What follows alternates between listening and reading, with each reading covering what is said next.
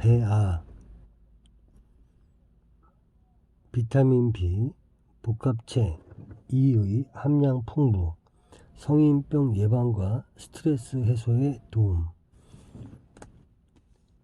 배아, 즉 C는, 이 배아는 식물의 씨앗 안에 들어있는 어린 식물인데 물과 빛이 공급되면 싹이 더 자라게 된다. 그러나 어둡고 건조한 곳에 두면 몇십 년 또는 몇백 년이 지나도 씨앗 안에서 생명을 유지하고 있다. 이 배아에는 지질과 비타민 E의 함량이 높다. 비타민 E가 부족하면 동물이 임신하지 못하므로 항불임성 비타민이라 부르기도 하였으나 지금은 여러 학자들의 연구에 의해서 다음과 같은 사실이 밝혀졌다.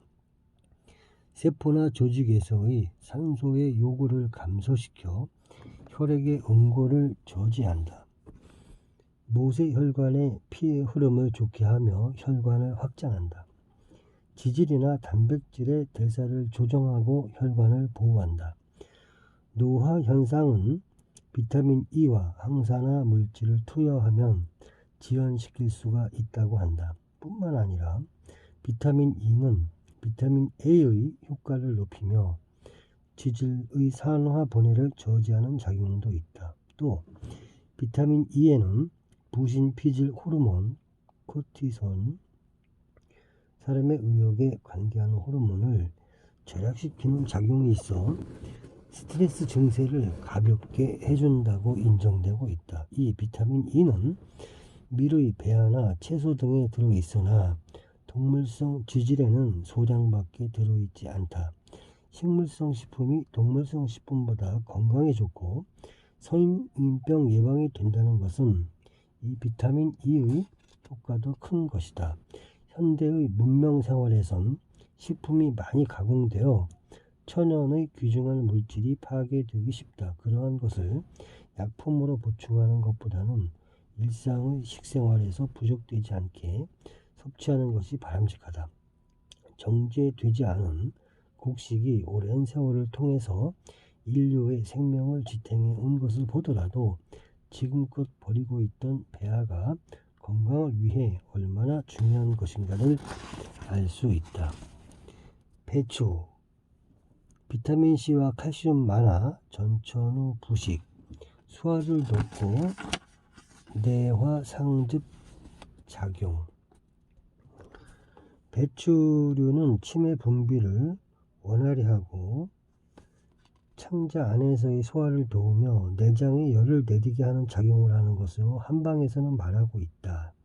배추 영양가에서 칼슘을 빼놓을 수가 없다. 칼슘은 뼈대를 만드는 데에만 필요한 것이 아니라 산성을 중화시키는 능력을 가지고 있기 때문에 건강 장수를 돕는 성분으로 알려져 있다. 배추는 변비에 좋은 식품인데 그것은 부드러운 섬유질이 있기 때문이다. 통배추는 계량종이 많은데 속이 꽉 차고 묵직한 것이 좋고 뿌리를 자른 자국이 흰 것이 좋은 것이다. 배추 잎에 검은 점이 있는 것은 속까지 그런 것이 많다. 작은 흠이라도 없는 것을 골라야 한다. 배추는 역시 비타민C와 칼슘이 풍부한 점이 영양상의 특징이라고 할 수 있다. 배추에 들어있는 비타민류는 국으로 끓이거나 김치를 담가도 다른 것에 비해 비교적 많이 남는다.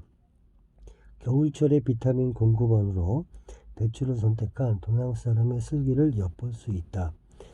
겨울철에는 싱싱한 과일이나 채소류를 구하기 힘들었기 때문에 비타민의 공급이 문제가 되지 않을 수 없었다. 비타민C는 특히 겨울철에 더욱 필요한 영양분이다. 감기의 예방과 치료에 비타민C가 큰 효능을 가지고 있는 것은 널리 알려진 사실이다. 뿐만 아니라 비타민C는 추위에 잘 견디게 하고 질병에 대한 저항력을 증강하는 효력도 인정되고 있다. 그러한 의미에서 값싸고 맛있는 비타민C의 공급식품으로 배추는 확실히 우수한 것이다. 비싼 과실이나 비타민제에 의존할 필요가 없이 매일의 식탁에서 간단히 해결할 수 있기 때문이다. 내장의 열이 높으면 침이 마르고 입술과 혀가 갈라지기도 하며 잇몸이 붓거나 피가 나는 수가 있다고 한다. 한방에서는 잠재적 병 때문에 갑자기 내장에 열이 오르는 것을 내화상즙이라고 하는데, 일종의 비타민C가 풍부한 배추 요리를 먹으면 잘 낫는다고 알려져 있다.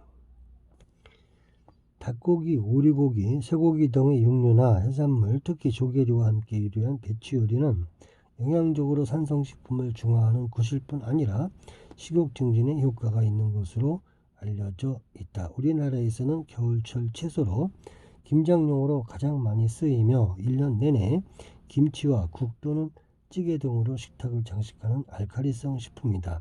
배추 속에 들어있는 단백질을 구성하는 아미노산은 우수한 편이다. 배추국을 끓였을 때 구수한 향미가 나는데 그 성분 중에 하나는 시스틴이라는 아미노산이 있기 때문이다. 버섯, 혈액 중에 콜레스테롤 적게 하는 구알린산 함유.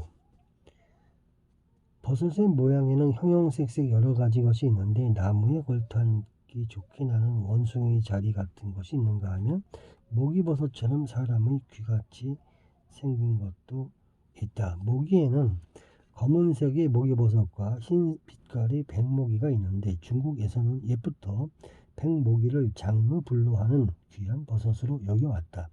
서양에서는 모기를 유태인의 귀라고 부른다.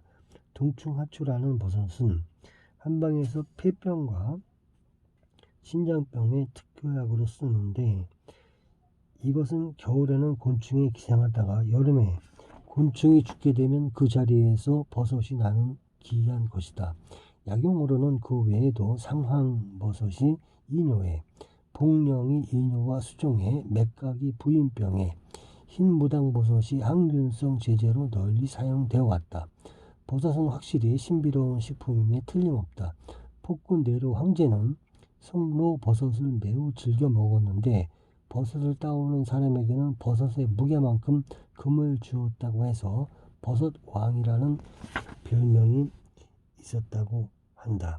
송이버섯은 가시 너무 피지 않고 줄기를 만져보아 단단하고 통통하며 짧은 것이 좋은 것이다. 줄기가 푸석푸석하고 단단하지 않은 것은 벌레가 들어있는 것이 많다. 파리버섯은 파리가 앉기만 하면 죽을 정도로 독이 강하며, 웃음버섯은 사람이 먹으면 웃음보가 터져 웃으면서 저승으로 가는 것도 있다고 한다. 버섯은 조리할 때 그 독특한 향기가 살아나게 되도록이면 양념을 쓰지 않는 것이 좋다. 송이버섯의 경우는 특히 그렇다. 송이는 씻을 때에도 짧은 시간 내에 씻어야 하며 오랫동안 물에 담가두거나 껍질을 벗기면 향기가 없어진다. 버섯 향기는 열에도 약하다. 구울 때는 살짝 굽고 찌개나 국에 넣을 때도 먹기 바로 전에 넣어 잠깐 끓여서 먹어야 그 풍미를 살릴 수가 있다.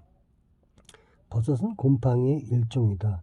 독특한 향기와 맛을 갖기 때문에 세계 어느 나라에서나 애용되는 식품이다. 한국 사람들이 즐기는 것은 송이와 표고인데 서양 사람들은 양송이를 좋아한다. 비타민 B2와 D의 모체인 에르고스테린이 풍부하며 버섯의 독특한 감칠맛을 나타내는 구안일산이 들어있다. 구안일산은 특히 표고에 많이 들어있으며 혈액의 콜레스테롤을 적게 하는 작용이 있어 고혈압 환자나 심장병 환자에게는 좋은 식품이다. 동맥경화를 예방할 수 있는 물질을 포함하고 있는데 이것을 분리해서 치료약으로 만들려는 연구가 이루어지고 있다. 돼지고기를 많이 쓰는 중국 음식에 표고버섯이나 모기버섯이 애용되는 것은 아주 훌륭한 조리 방법이라고 볼 수 있다.